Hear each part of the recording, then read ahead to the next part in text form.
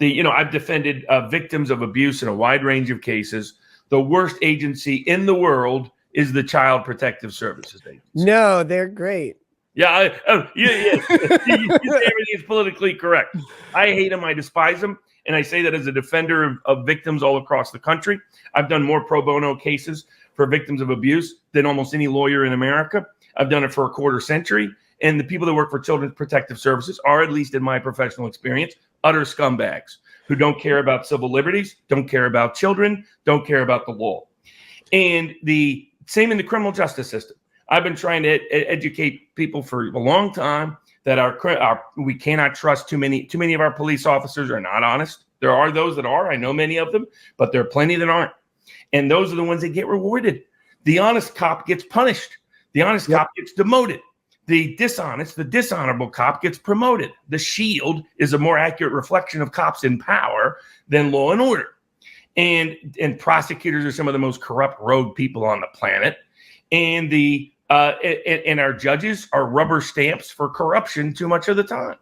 But because of what they've witnessed with Trump, they gave a crash course masterclass to ordinary middle American conservatives at how corrupt our civil justice system had become, how corrupt our criminal justice system had become at both the state and federal level. And in the process, they're revolutionizing the American mindset and creating the possibility for the American Revolution to read in the words it was written in. And that is the best hope I've seen in my entire legal career.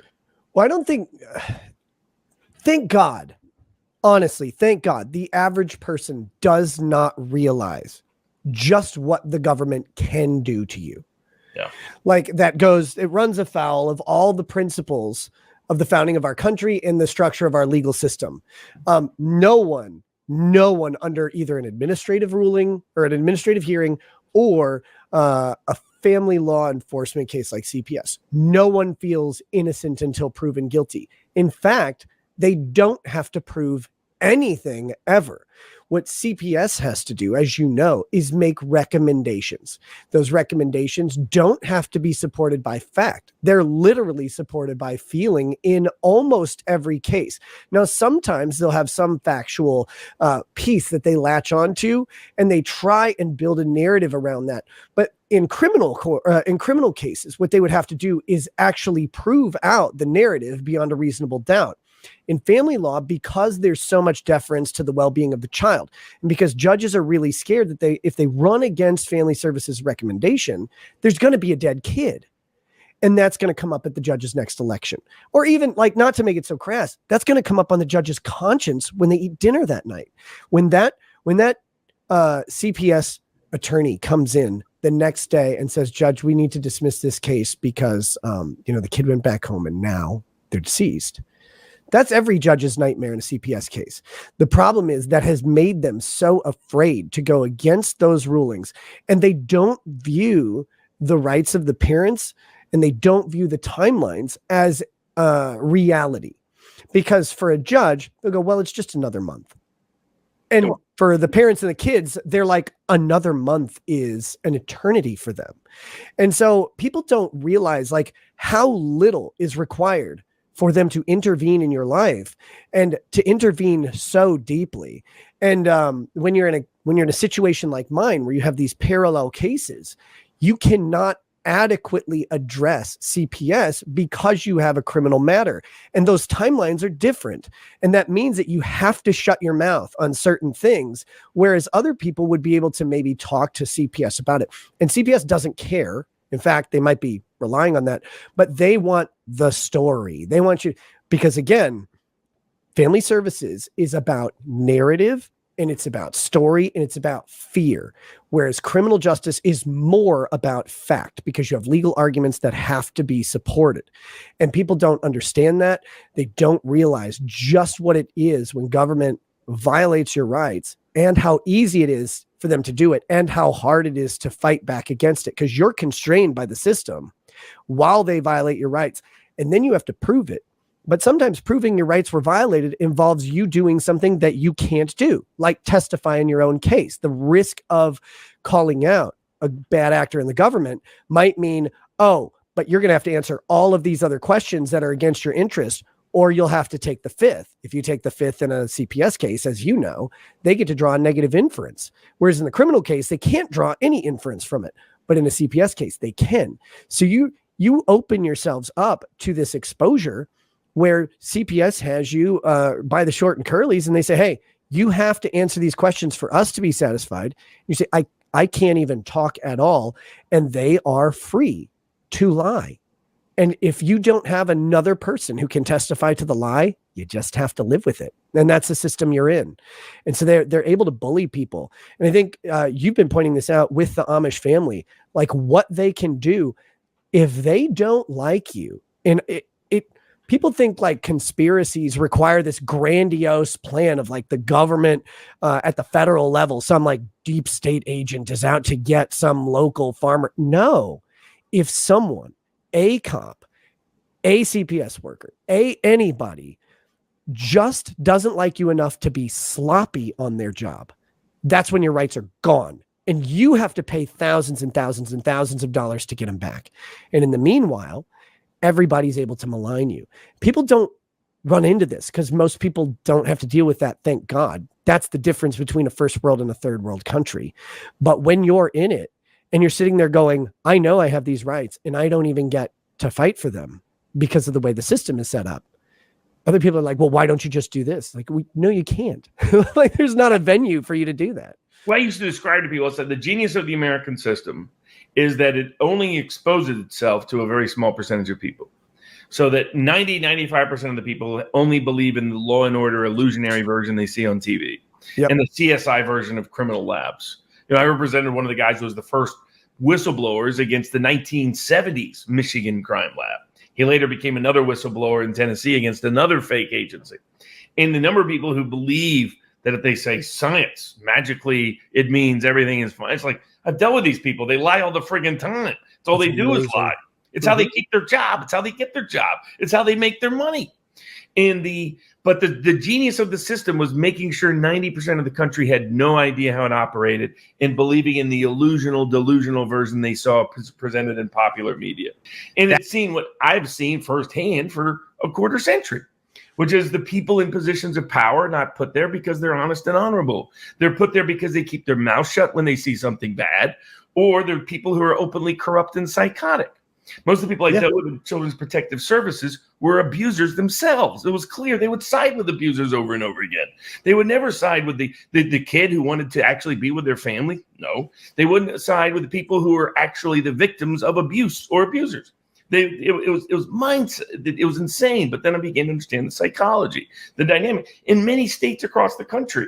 If you want to make money as a child protective services officer, you have to keep the case going longer. If you don't, you're not going to get paid and feed your own family.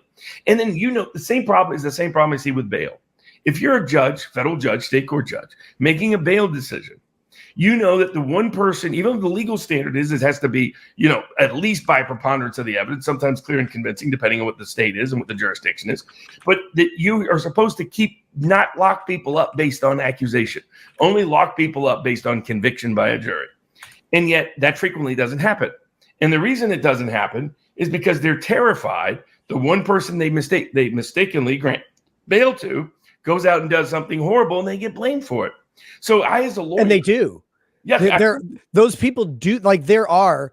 I've talked about this a little bit, where most murderers don't murder again, like because their issue with the person they murder is resolved. It's usually something very like specific. It's usually someone they know. There's some some build. I'm not going to say it's all heat of passion, the moment or whatever, but there's some building thing. But once it's gone, like, well, they're not going to kill anybody again. But there are also just the sociopathic murderers who are out there who treat human life as garbage because maybe the community that they grew up in treated human life as garbage. That's what they saw. You see this in Southside Chicago. You see this in New Orleans. You see this in the major metro areas where life is literally expendable, and people come out. So they'll oh gosh, it was one of my favorite moments in The Wire when Bunk Moreland he's talking to all the criminals. And he's like, gave him get out of jail free cards. And one guy's like, I got some bodies. And Bunk's like, how many? And he goes, and Bunk's like, oh. But it's like, This guy has killed 4 people because he doesn't see life as anything important because his life wasn't. And so they do get that person who skips bail, or they grant them bail. Bail's paid for by, maybe a drug dealer, a gang member, whoever. And that person goes out and just ices a family of witnesses. And that's that. And that judge has to live with that decision. Most people aren't like that, but it is the one that makes the news. And it's the one that ruins the lives of so many. Exactly. And it ends up leading to the deprivation of liberty for 100 other people. Because maybe you're totally innocent, maybe you're no risk to the community, but in the 1 in 100 chance, even though the evidentiary standard is 51%, it just has to be 1% for you to be denied bail.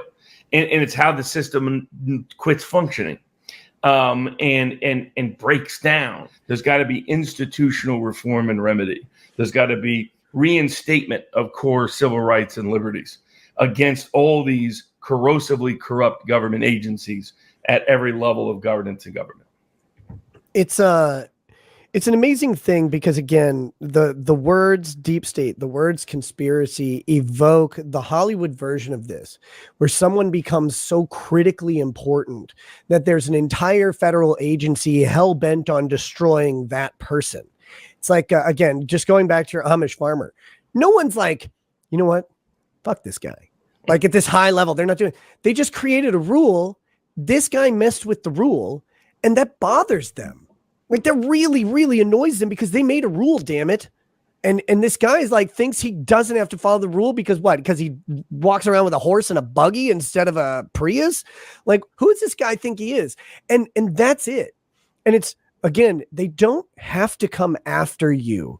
All they have to do is do their job sloppily in one spot. And then you have to fight for it back. The problem is most people can't afford the fight. And that's why when you talk to when you talk to agencies like CPS, they don't deal with wealthy families very often. When they do, it's like this big high profile case. It's news around the office. No one fights back against CPS. They all capitulate. They all just go along with it because they don't have any money. They get appointed counsel. That counsel gets paid by the government who's trying to keep these kids away or use these kids for some reason. They're not going to fight. Like you said, they want the case to drag out. They want it to go longer and longer and longer because it justifies their job, justifies their pay. They have their moral authority, their moral good intentions. They're saving kids from dangerous situations. And they believe this. And they don't. The hardest part to get your head around with these agents is they literally believe they're doing good. And the scary part is they get these very narrow pictures of the people they're dealing with. They don't know this person. They haven't met them for 20 years or 30 years or whatever. They just get a blurb, a paragraph about them. And they go, I have to make a decision to save this kid, to save this elderly person, to whoever. If I don't, they're in danger. And so they're not, people think they have to be malicious or nefarious. They're worried about the Amish farmer. They're like, this guy's going to have more salmonella coming out of his farm than Chipotle. And that's going to be terrible. People are going to die. Some kids are going to drink this raw milk from their crazy parents or whatever. And they're going to, they obviously don't know. They've been indoctrinated into how the state views, we'll say reality, but it's lensed through pasteurization and homogenization of milk and cream. Like that's how the state views it. This is the way we drink milk. And it's like, no, you can actually just leave a big giant vat of it warm outside if you've got the cream on top, which forms a protective layer, and raw milk is very stable for quite a bit longer. The state doesn't know that. They don't care. They don't believe it. They just think, well, that's going to make somebody sick, and I can't let people get sick. It's my job to stop that. And so you run up against this where people are like, these people, why do you think they hate you? Why do you think they do this? Like, they don't have to hate you. They think they're doing good, and they don't know any better about you until you somehow get the chance to tell them.